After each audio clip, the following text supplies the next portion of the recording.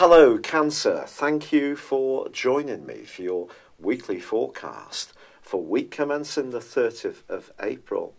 This week begins with a powerful lunation in the sign of Scorpio, which for you is about joys, it's about life's pleasures, but it is in opposition with the Sun in your sector of your long-term future, your group interactions, how you network with people, and also your values, your higher principles.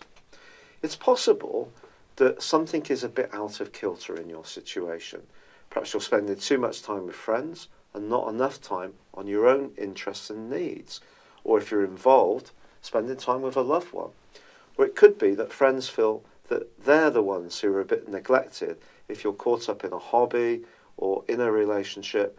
And perhaps the next 2 weeks can be a chance for you to revisit this and try to get this energy a little more aligned.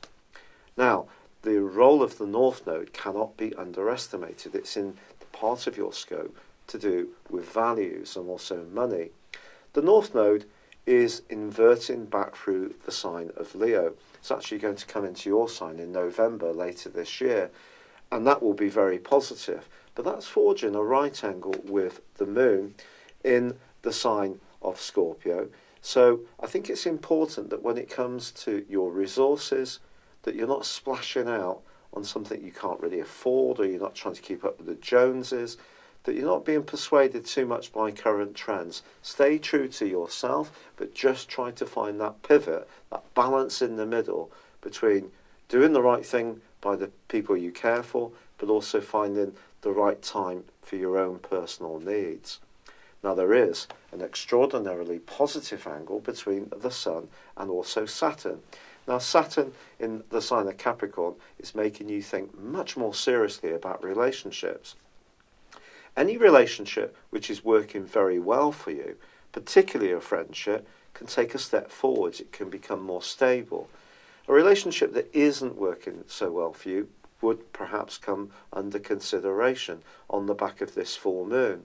But in the second half of this week, it's Neptune's turn to tune in to an angle that's very healing towards the Sun. If there is someone you really enjoy spending time with, perhaps a person who's interested in the arts, in healing, any kind of therapies or esoteria like astrology, that can be a great connection for you. It can help you feel that you're part of something bigger, that's a unifying energy for you, and really quite exciting.